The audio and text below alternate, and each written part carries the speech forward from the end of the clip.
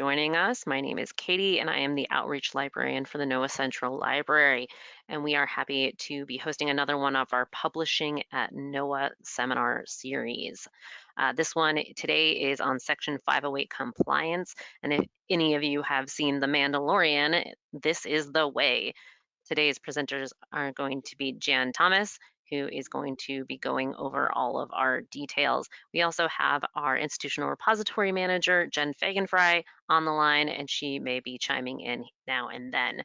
A few logistics before we get underway. You are all muted as an attendee, so no ability to verbally ask a question. We need you to put those questions in the question panel. Everything goes into the question panel. There is no chat function. So even if you just have a comment, drop it into the question panel. I will get that. If you are having any logistical issues, such as you can't hear or you can't see the slides, please try logging off GoToWebinar and back on through your join link. That solves most issues. And as I said, we are recording this. So if you are anything in the question, we will have that recorded. And if you missed anything, have to step away briefly, want to share this with a colleague later, we will have it up on the library's YouTube channel. And with that, I'm going to turn it over to Jan Thomas to introduce himself. Hello, my name is Jan Thomas. If you've ever submitted anything to the IR, I'm probably one of the two people that you've probably interacted with. I've been a librarian with NOAA for quite some time, and today I'm going to talk to you a little bit about Section 508 compliance and how it pertains to us and the NOAA Institutional Repository. So just to start off, the goal of this webinar is to get you to feel like you can accomplish anything, to get that unlimited power from your 508 compliance documents. So just I'm going to start a little bit like remedially, and then we'll slowly work on build up from there. I think it's a good idea when talking about Section 508 compliance to start from the building blocks, because you use a lot of terms and terminology that people might not be familiar with. So a little bit of background, I think, is called for. So Section 508, it refers to the Rehabilitation Act from 1973, but was updated again in 1998 and again in 2017. And the Section 508 portion of the Rehabilitation Act refers to the fact that agencies, government agencies, must give disabled employees and members of the public access to information comparable to the access given to everyone else. The 2017 update focused on a lot of the technological changes that we've had in that period of time, and refers specifically to some of the accessibility tools that we'll be talking about in terms of screen reading software, which is the primary one, speech recognition software, screen magnifying software. These are just examples of the accessibility tools outlined there. So can you learn how to do Section 508 compliance? Is it possible to learn this power? It is. Again, as I mentioned before, there's a lot of concepts and terminology, and if you're brand new to the making a document 508 compliant, a lot of it will sound foreign to you. So my idea is to go over some of these concepts and terminologies in a little bit of depth, so that we can put some understanding on the terms before we start flinging them around. So tagging is one of the main terms that we will use, and the process of tagging refers to putting data into the correct containers so that it can be parsed correctly by assistive technology. And what that means is, like, as a screen reader reads a document, it's going over different elements of the document. Is this text? Is this a picture? Is this a table? And then tags are the things that tell the screen reader what it is and how to interpret it. So by you tagging something, a document, you're telling the screen reader, this is text. You need to speak this information to someone who's using the assistive technology. And the type of tags that we're primarily interested in for our documents are text, which includes paragraph headings. There's a lot of different text tags. Figures, which for all intents and purposes are pictures, graphs, and things of that nature, and then also tables. Some more terminology that you'll hear used and thrown around. Alternate text, also usually referred to as alt text, and that's text that describes a figure.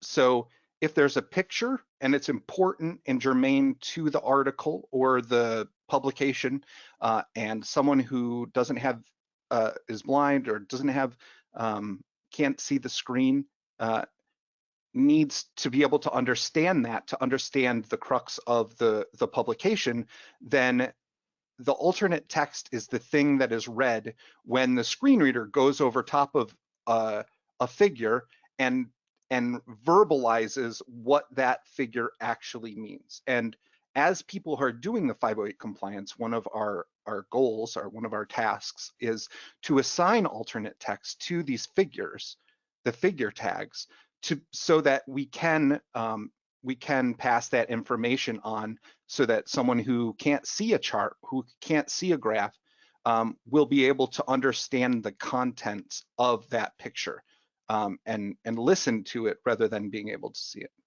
And the final one that I wanted to talk a little bit about is reading order. And you might be able to logic your way through that one, but it is the order of the tags which the document are presented to someone using assistive technology. So the reading order is important, because if you have multiple text tags throughout your page, but they are ordered incorrectly, the screen reader will read them in that order, in the incorrect order. So it'll come out jumbled and difficult to follow. So typically you want the order of your tags, the logical reading order, to be read as you would read the document. So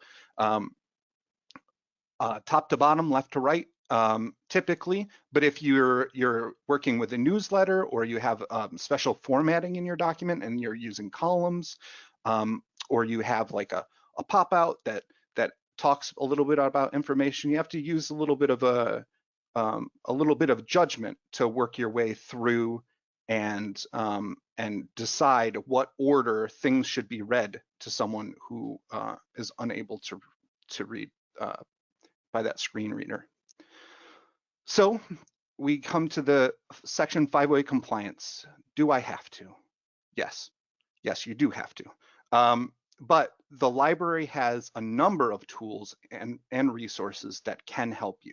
So even if this webinar doesn't answer all of the questions that you have, we have a number of different ways that you can get your specific questions answered as you work through documents for the first time or the 100th time. First and foremost, I want to mention our office hours. Every Tuesday between 2 and 3:30, there's at least one, but often multiple librarians waiting to answer any questions that you have about not just Section 508 compliance, but also publishing and the NOAA Institutional Repository. In addition to that, if you're not available during those periods of times, we do offer one-on-one sessions by appointment. And typically you can schedule that just by contacting me, or by contacting the NOAA Institutional Repository's email, which is noaa.repository@noaa.gov, and setting up an appointment as time allows for the librarian who's agreed to do it with you. Also, as Katie mentioned in the introduction, there is the Central Libraries YouTube channel, which has a playlist devoted to Section 508 compliance here at NOAA. So if you have questions or just want to get a general background, there have been a number of these webinars in the past, and I imagine will be continuing into the future, and they're still available for you at the YouTube channel. And then finally, we have the libraries Section 508 LibGuide, which has a lot of different links and resources. We try to accommodate people with all different type of learning styles. And if you prefer to dig in to resources on your own to fill in those blanks, then that's a great place to start. So what has to be made 508 compliance? Now, a lot of websites and web tools also need to be made 508 compliance, but the focus of this webinar is going to be on publications. Excuse me.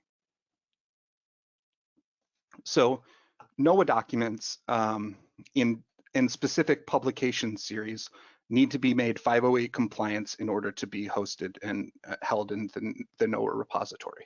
That includes things in our publication series such as technical memorandum, reports, and atlases.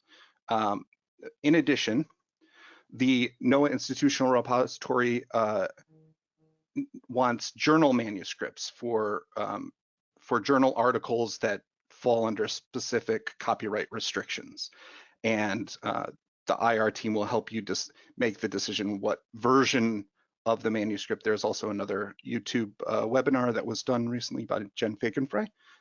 So you can check that out for specifics on copyright and manuscript versions. But for journal manuscripts that we do, the NOAA IR team will remediate those for you.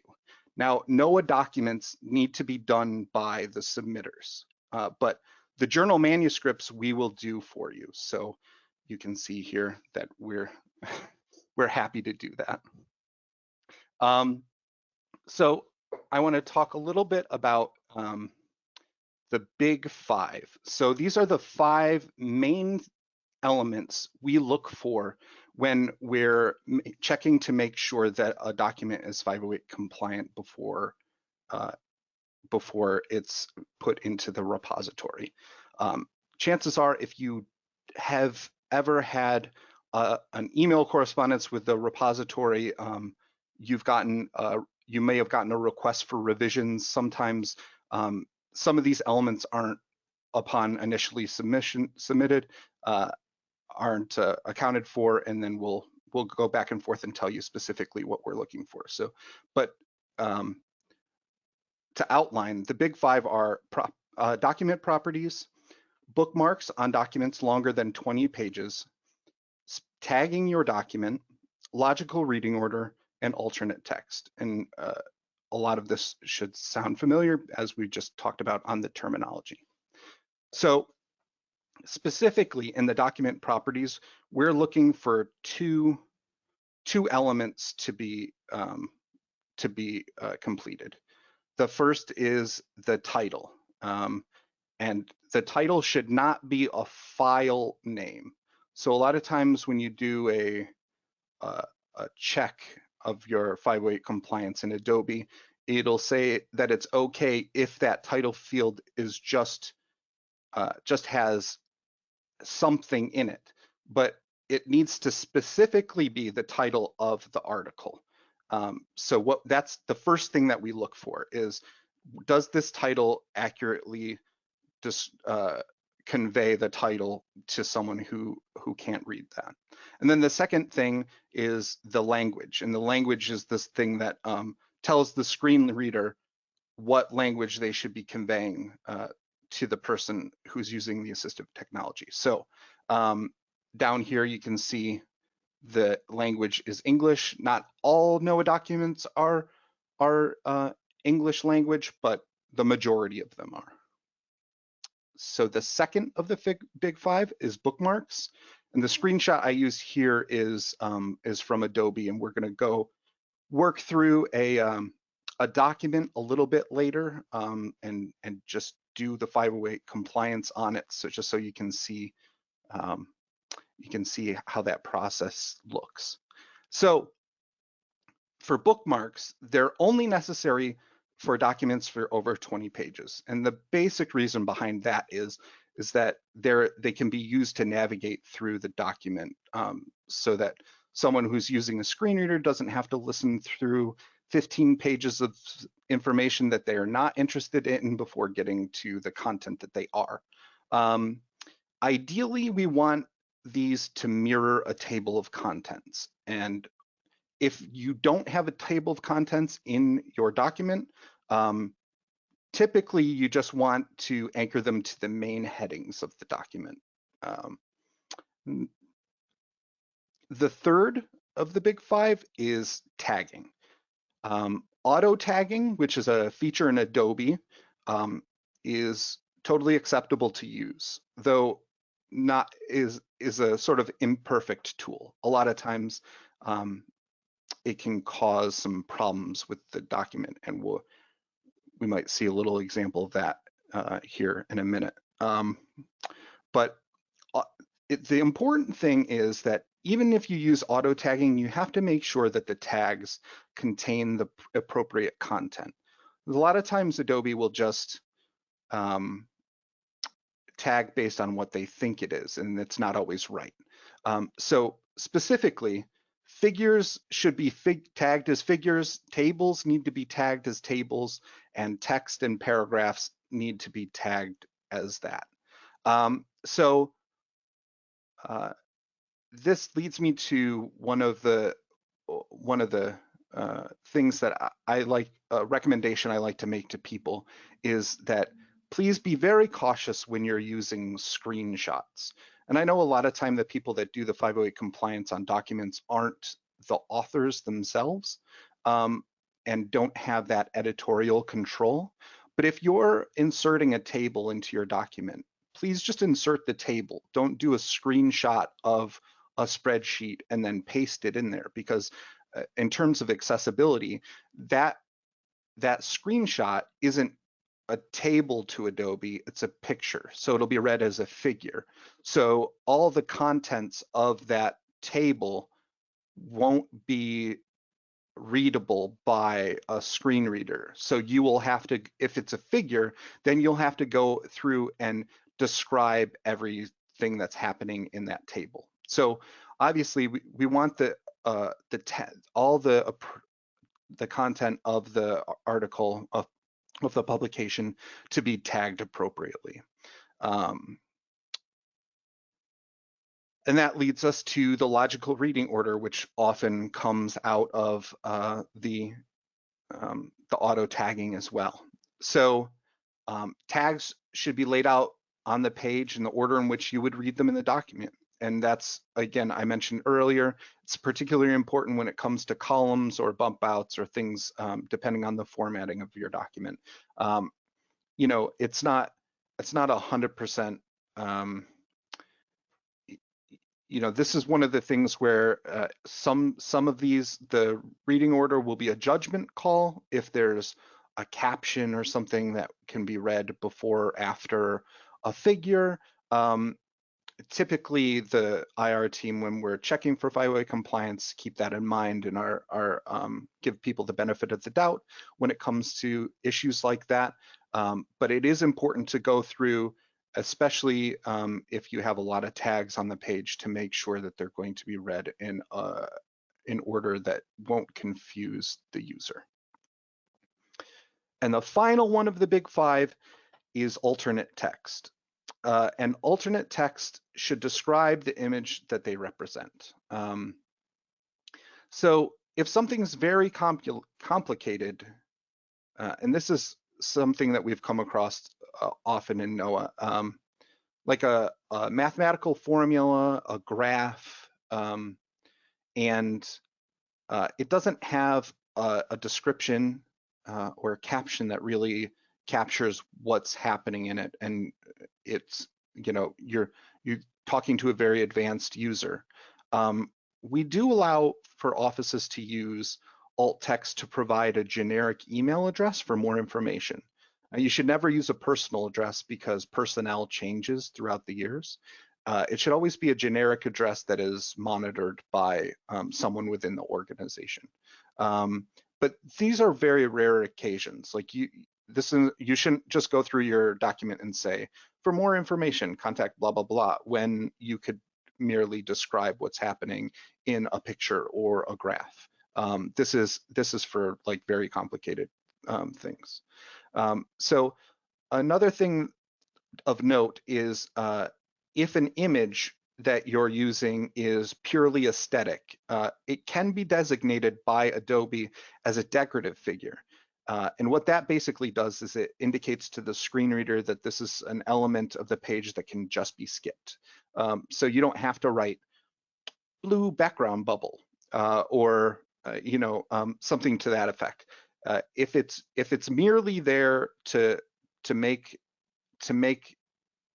the page look pretty and doesn't add any intrinsic value to the document itself, it should be indicated that it is a decorative figure and skipped over. But more than that, alternate text should in fact describe the picture or figure in a way in which it explains not just what it is, but what it's representing to someone who can't see it. So if you were to have a chart, a bar graph, let's say, and then your alt text said a bar graph, it's not descriptive enough. It doesn't tell someone who can't see that bar graph what's happening in that bar graph. What's it measuring? What impact does it have on the rest of the publication? So all that information should be conveyed in the alternate text of the figure. So with that being said, I'm going to bring up an article and do a short demonstration with Adobe Acrobat on making something 508 compliant. And there's a number of different issues that we're going to come across, and we'll take a look. So this is an article that is not 508 compliant. So the first of the big five is document properties. How do we do that? So we right-click on the document itself and come down here to document properties. And from there, you can see right here, it's got the wrong title. So we're going to replace it with the correct title. The Sun's dynamic extended, and so on and so forth. I'm not going to go through all of it. You get the idea. So I do the complete title, and then this advanced tab over here is the one in which we're going to indicate where the language is. So we can come down here, mark it as English, and it is English. So there we go. The first step in making it 508 compliant is complete. The next one is making sure it has bookmarks that outline the table of contents, that mirror the table of contents. So over here on the left-hand side of Adobe, for those of you that aren't familiar with the interface, I'm gonna talk a little bit about this and how to make it easier for you to use in the future. If on this blank space down here, if you don't have any of these icons, you can right-click and add to them, and it'll tell you what the symbols are for. So bookmarks is this one right here. But the other ones that you're going to use as you work your way through 508 compliance are we call this the Z order because it looks like a Z, but the order and tags. Both of those are instrumental for you when you're adjusting the logical reading order of things and I'll show you a little bit about that later. But first, we're looking at bookmarks. So currently, there are no bookmarks here. So that wouldn't be 508 compliant. So what we're going to do is we're going to find the main headings, the title being the first one. I'm just highlighting the title, and then I'm going over here and clicking on the bookmark with the plus sign on it. And that's just going to add our first bookmark. Pretty easy. And so this will anchor you to where this is in the document. So say this is our next one. We're going to click on it. There we go. Where's the next heading? Let's go dynamics. I'm not going to do all of it. We're just going to do enough so that you get the sense of it and we can see them work in action. So discussion. All right. So now we can click on dynamics and it brings us to dynamics. Click on discussion, brings us to discussion. Okay, and so you do that for all the main headings in the document, and yeah, you want to make sure a lot of times in the conversion between Microsoft Word and Adobe, bookmarks are one of the things that can be screwed up. It'll either bring over way too many bookmarks and that just every sentence will be a bookmark, or it'll do the file name as like the lead bookmark. For instances like that, if you want to get rid of a bookmark, you just click on it. You can click this trash button and it will delete your bookmark. Boom, gone. Or if you want to change the name of it, you can go in and double click on it, and it'll allow you to edit the name of the bookmark. All right, so that's the second one down. So now we're gonna get into tagging, which is where things can be somewhat complicated. Again, an Adobe thing. Primarily, all of the tools that you're going to be using in Section 508 compliance are within this accessibility tool right here. And it's not a default tool that's on this toolbar when you launch Adobe for the first time. So if it's not, you can just go into search tools. You can write accessibility, or you can go down here to more tools if you want to add this button there. And just type in accessibility. From there, you'll be able to add it. When you add it, it'll just always appear down here, which is great because we use it a lot, or I do use it a lot. So clicking on accessibility, it brings up a whole new list of tools that we're going to use. And I mentioned before that auto tagging is okay. So what we're going to do is we're going to auto tag this document. And what that's going to do, it's going to take a couple minutes, but it goes through each of the pages and it identifies the elements as text or figures or tables, and then it applies the appropriate tags. So presumably it's done. We saw this little taskbar at the bottom go from 0 to 100 or whatever, and then it's done. So how do we see the tags itself? Well, there's a number of different ways, but the one that we use, well, that I use primarily, is pulling up the reading order here. By clicking this reading order, it creates this dialog box here and allows us to change the reading order on this page.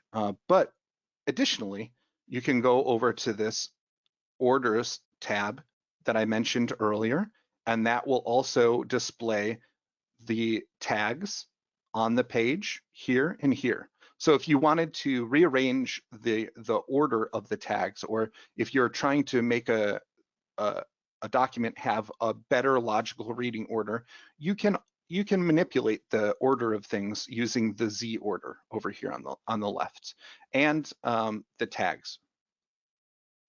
But this gets a little bit into the nitty gritty. And we're not going to cover that today. But for our purposes, I'm gonna use this reading orders tab right here. Okay, so we'll look through it. If it has this generic gray with a number associated with it, that means that it's a text or paragraph tag. This X through it means that it's either going to be a figure, and we can tell it's a figure because it's labeled here. It says figure, or a table. Usually those are those tags. So as we mentioned before, we want to make sure that the text, the caption, is in a text tag, because right now it's in a figure. It's a part of the figure, so it's not going to be read. This is just, but we can tell by highlighting it. We have the crosshairs, and then it turns characters that it recognizes purple. I'm just missing this bottom part.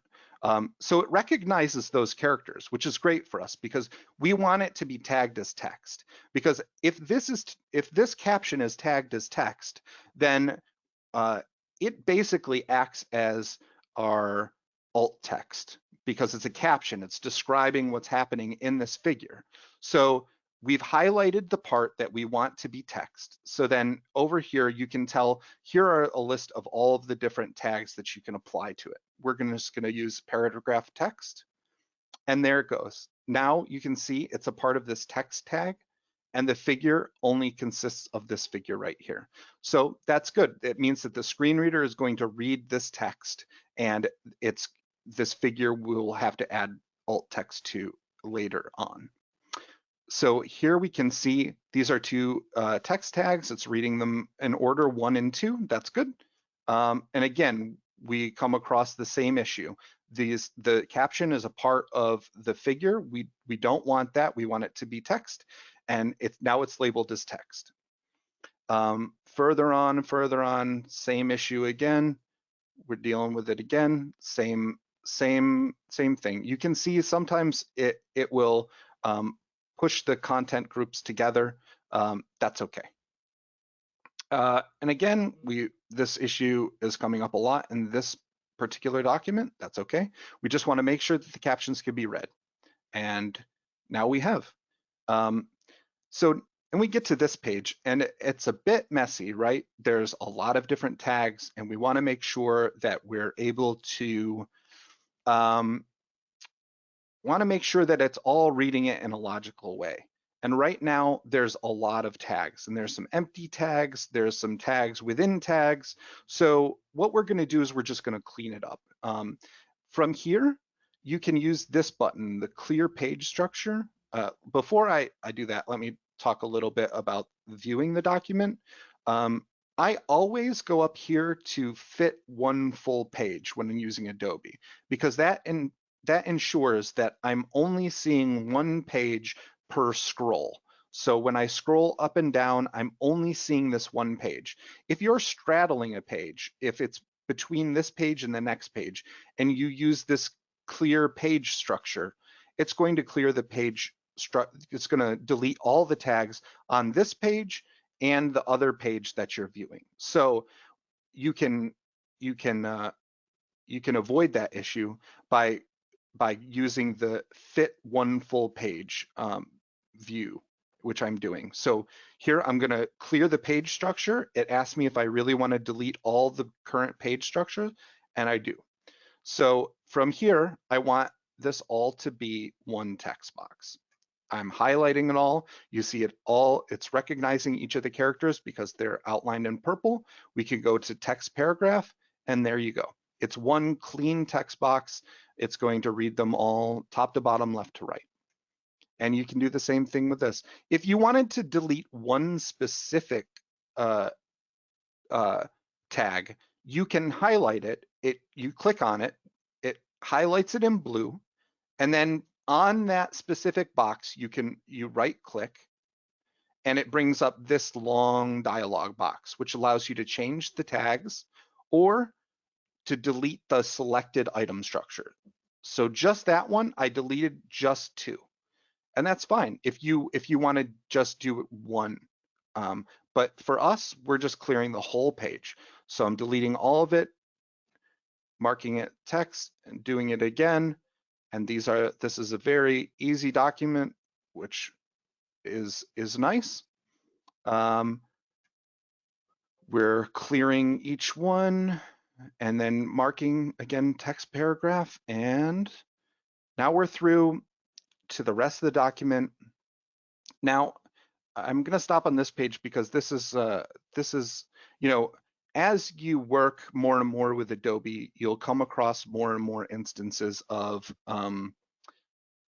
idiosyncratic behavior. It's problematic, and that's why we have to be very diligent when we're doing 508 compliance on something, because sometimes stuff like this happens. Now, if you look at this page, it's very weird spacing, right? Like why is it say for visual inspection of data? It looks like there's lines missing. And I can tell you for sure, there are lines missing. If you highlight it, you can see that there are lines of text here that aren't showing up. Well, one thing that happens sometimes in some documents and formatting is the tags will hide documents or they'll change the layers. And this doesn't happen often, but it is good to stay vigilant and look out for it, because sometimes it's very noticeable on this document because you're seeing just giant swaths of empty space. So how do we fix this? Well, in Adobe, there is this box is Edit PDF. Excuse me. So if we use the Edit PDF tool, it's going to bring up the boxes, right? So these are the text boxes that are used to format this document. And what we can do here is if we highlight the box itself, okay, and then you right click on the box when your cursor turns into this four-pronged arrow, you can go down here and see Arrange. And Arrange deals with layers. So if there's something behind, you can bring it to the front, which is what we're going to do. So if I click Bring to the Front, you can see it populates all that data, or all those characters that tagging moved behind the text box for some reason. I don't know why it happens. It's a formatting thing. And honestly, I've noticed it happens a lot when people use latex. We're going to talk about some weird individual stuff and some quirks later on. But for the most part, what you can do is this is the way to deal with that. You right click on the box itself, Arrange, Bring to Front, and then it will bring that up. And then does that change the tagging? Well, we'll go back and see. Reading order? Apparently, yes. It didn't before. All right.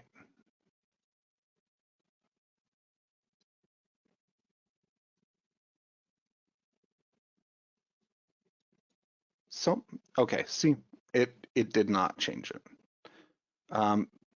But sometimes you learn when you start making things 508 compliant to save often. There are some documents where I've had to save on every single page. Every time I change a page, I tag a page if I'm tagging it by hand. Save when you're done, because if that next page changes and you're not able to revert those changes, then you're in trouble, and then you have to start from square one. So that is a useful tool. Definitely save often. So we continue to look through the document. We see this. Here's a table at the end, and it is tagged appropriate weekly. We can see the X through the tag, and it's a table. Again, more text. And then, so we're done with tagging and logical reading order. I mentioned that you can change the reading order of stuff before. I just want to show you in Z order. So currently this is the reading order, 1, 2, 3. Say we wanted the third one to be higher up, you can click the Z order over here on the left-hand side, and then click on the tag that you want to change, and it will highlight the one of the order. So if I want to move this further down, then you just click on there, and now you can see it's going to read the figures alt text first, and then go to 2 and then 3. But again, what you want to do is use your judgment to make it so it's reading it in the order that you, as someone who's not using assistive technology, would read the page. So the final thing that we need to do is the alternate text. So that can be done here, again, in this accessibility tool, and set alternate text. And that brings up 5 different images, all right? And as we mentioned before, I'm not really sure where that one came from. Let's take a look.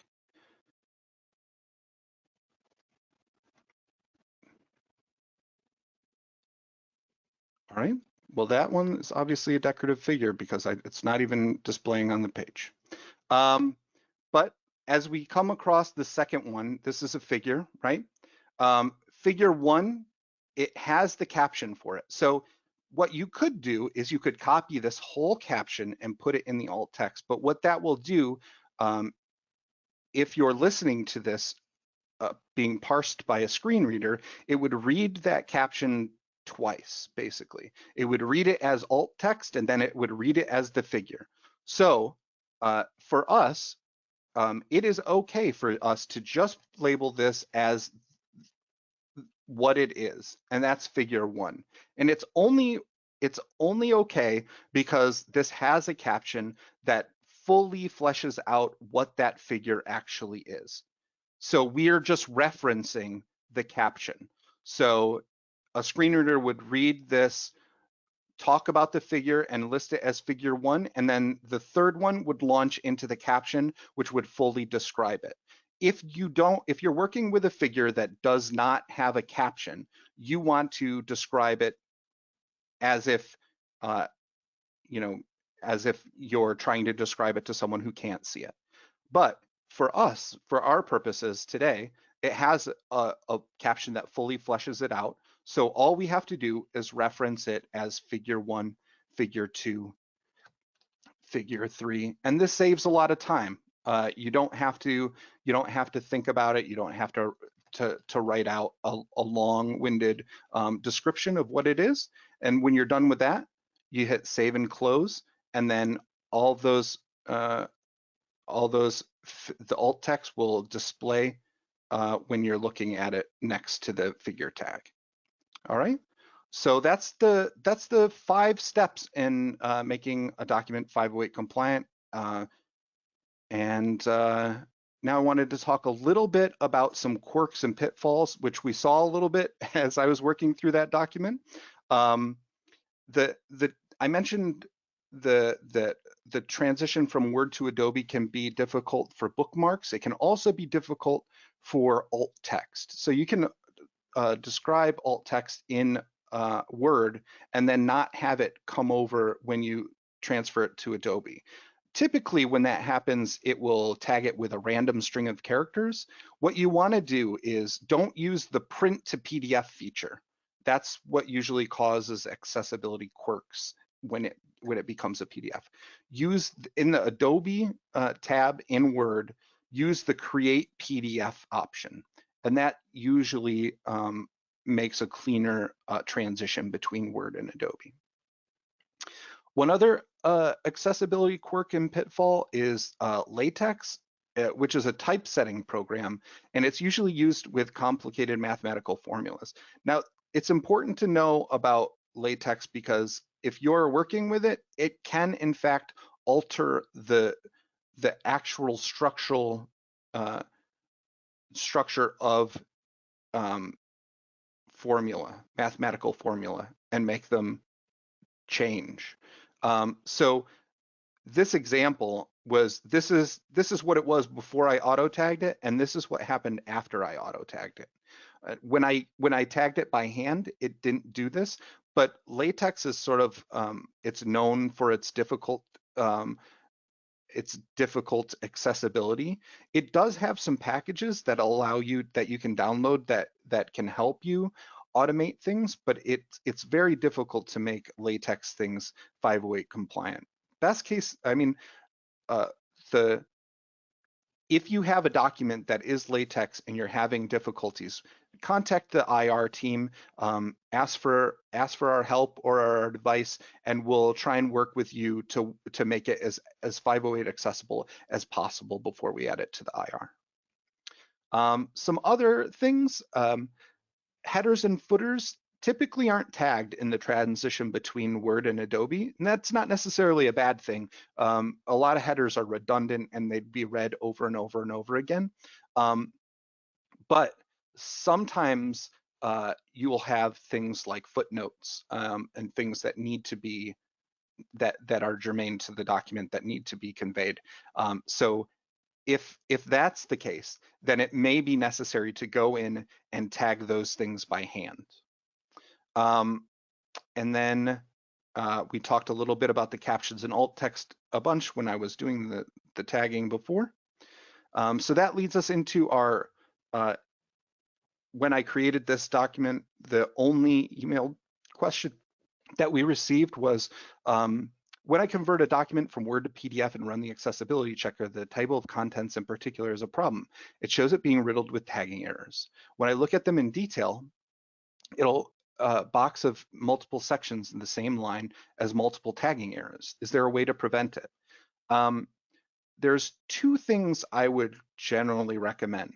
One would be to use the table of contents option in Word, which I believe is under the References tab.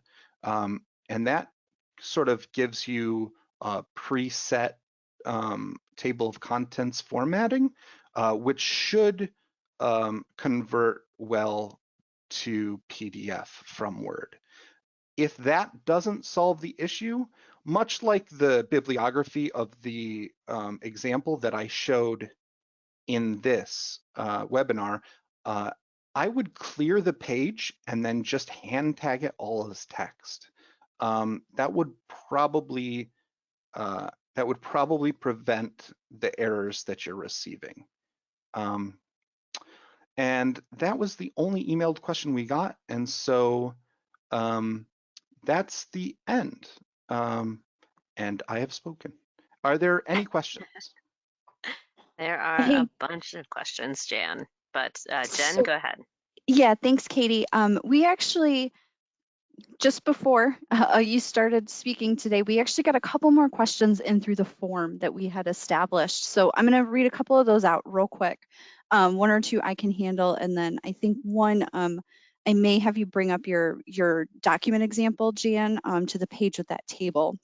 Sure. So the first question was from someone with Weather Service asking, how can alt text be created for graphics that are tweeted out or via social media? And that's an excellent question. We actually, within the library, we kind of focus more on document accessibility. So specifically PDFs and Word documents. We do branch out a little bit into like PowerPoint presentations, Excel documents, those sorts of things. However, there are a number of resources on web materials, specifically social media and making social media content and images accessible. Katie, I think I gave you a couple links to drop in there. One would be for what's called WCAG, web contact, web contact content, accessibility guidelines, and it's the 2.1 version. This covers all types of web content, not just documents. So I always recommend people check there when it comes to anything that's web-based. The other thing that I do recommend is for folks to to contact Jennifer Coletta. She heads up NOAA's web accessibility group. She's a fantastic resource and has a lot of information about how to make specific things like web content and social media content accessible for folks.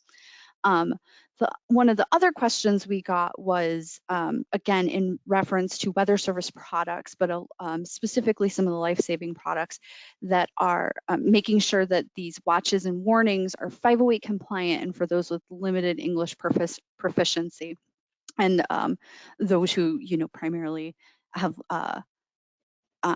native languages, not non-English native languages. So my sort of response to that is when it comes to those warnings and things that are not in English, those items would still need to be 508 compliant. Again, a lot of those warnings and stuff are more web-based than document-based. So those rules apply. There's a few different ways to approach those. And again, I'd reference folks to Jennifer Coletta and the WCAG accessibility guidelines. That being said, if it's in a document format, the same things would apply. If it's a Spanish language document, instead of marking the document properties as English, you'd obviously mark them as Spanish, and you would still go through and do the same thing. So the language doesn't really impact the process of making something compliant. That being said, if it's just an English document and someone's trying to access that and English is not their you know, the language that they speak or can read in, or they're not fully proficient in English. Whether you're sighted or not sighted, you'd still have an issue accessing that document. So those are the types of things where we'd have multiple versions of that document, and each of those versions in each of those different languages would need to be compliant. And then the last question that came in, and Jan, this is where that table would come in handy, is I need help fixing a table headers fail. So Jan's document here has a table in it, and we can sort of show folks how to do this. I will preface it with, as long as a table is tagged as a table for IR purposes, we will accept the document. We do not require table headers to always be fixed. We encourage folks to do that, and I'll have Jan go through and show you how to ensure that there are table headers. But again, it is not a required element. Yeah, so from the reading order, which always brings up the tags, or you can use the Z order, right-clicking on the tag that is the table and going into the table editor will bring up the different cells of the table. So you can see why it's important to tag things as tables and not have them as screenshots of a table. From there, highlighting a cell and right-clicking on it will bring you to this menu in which you pick table cell properties. From there, you can specify whether it's a header cell or a data cell. And then from the scope, you can choose if you want the headers to be the row, the column, or both. So I think we want both. And then you click OK. And so it highlighted the top ones, so we can check this as well. This says it's a data cell, so that's not great, but all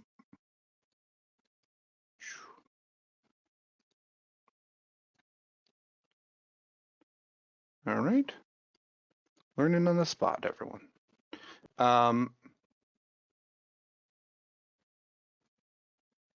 So you might have to go into each one of them depending on how finicky Adobe is feeling that day.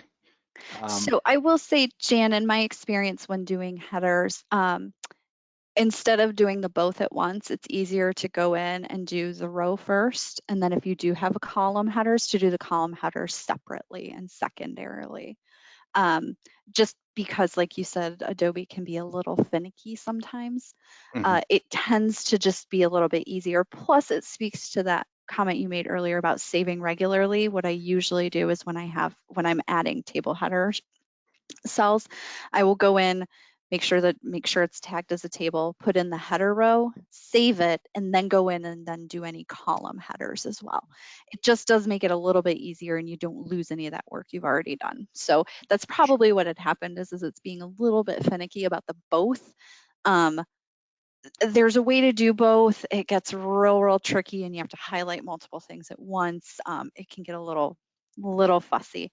Again, just to emphasize, we don't focus on table headers that much. Again, we always encourage people to do it. The one other thing I will say about table headers is if you can do it in Word, typically, and this isn't always the case, but typically when you do that conversion, like Jan showed earlier, it will carry those header rows over to Adobe. So if whoever had sent in that question, if you have some documents and you'd like to share those with us, we would be happy to sort of take a look and work with you on those specific instances as well. Because again, every document's a little different. But I just want to reiterate what Jen said earlier. In terms of acceptance to the IR, some of those accessibility check things that come up aren't necessary from our vantage point to make sure. We wouldn't ask you to revise it. The 5 points that we're really looking for are those big 5, and those, if you do have those, then it's generally considered 508 compliant for us. Okay, we have a ton of questions, everyone, so I want to make sure we're getting these in as many as possible. So there is a question about doing things in the native programs such as Microsoft Word, InDesign, etc. is it better or is it best to do as much accessibility as possible in those native programs before converting to Adobe, or is it better to just wait and do it all in Adobe? Always do it in the native program that you're authoring it in. It will make the any remediation much easier when you convert it to Adobe, especially if you're doing it in Word. When it comes to things like latex and doing things in InDesign, it may be hit or miss, but it's always best to do the accessibility from the moment you start authoring the document. Awesome. Okay, and we have a bunch of questions on alt text, but I'm going to grab this one that came in first. Okay, the question is, what if you can only do a screenshot for something like a picture of a website layout? Yes. I'm generally, there are exceptions to every rule, but if you can only do a picture of something, then if you're talking about the website design's layout, then your alt text should be descriptive of what it is that's important to the document. So why do you have this picture? What is it illustrating to the reader? So you want to make the alt text as descriptive as possible and on point with whatever it is that you're referencing. Great, which brings up logos. So if we have the NOAA logo on a document, is this an example of a decorative figure? Or if not, does it require alt text?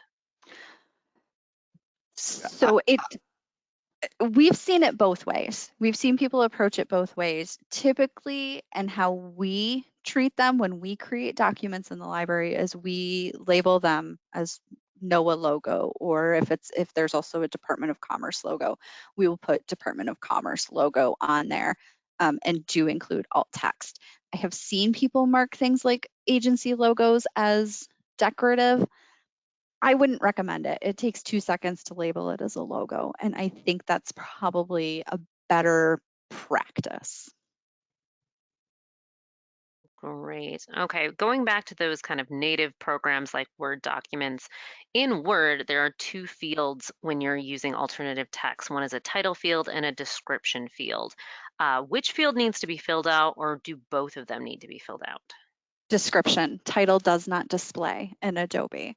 And if you're in Word, it doesn't even translate over at all. So if you put your alt text in the title field and then you convert it to Adobe, it'll just wipe it out. So you should always put it in the description. Good to know. I hope everyone took note of that.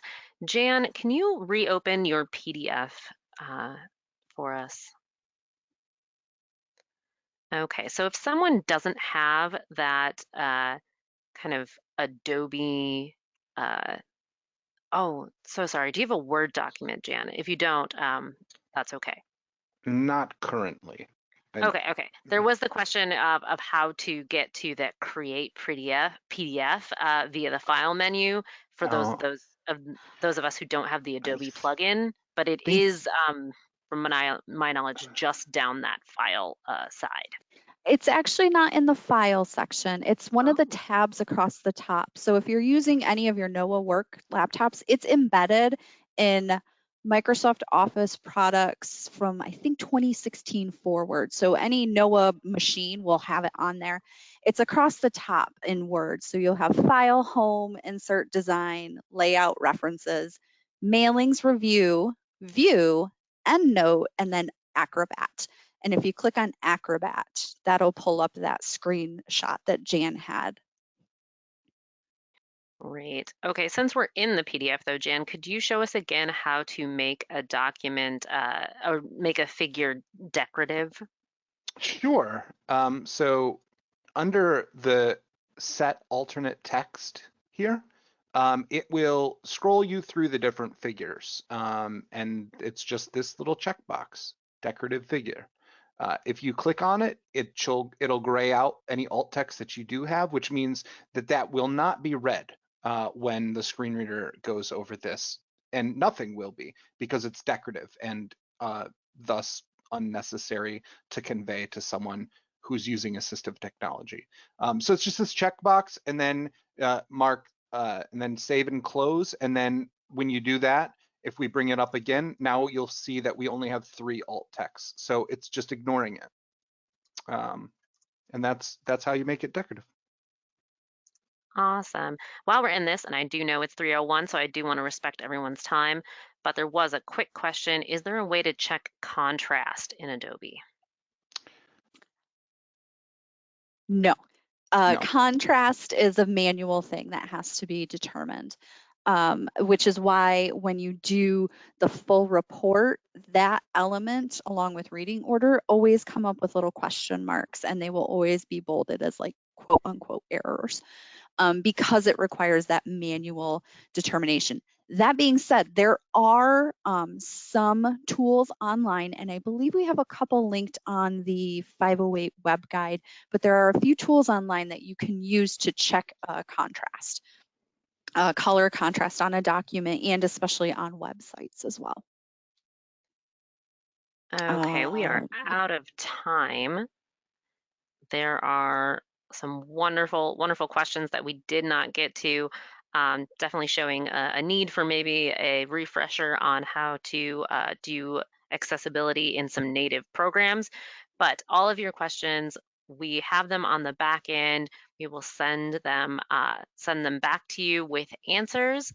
And please don't forget that there is a Section 508 office hours on Tuesdays from 2 to 3:30. It's just a Google Meet. Hop in, hop out, get your questions answered. If you can find that on the library's website, help me out real quick. Jen, where can they find that Zoom link?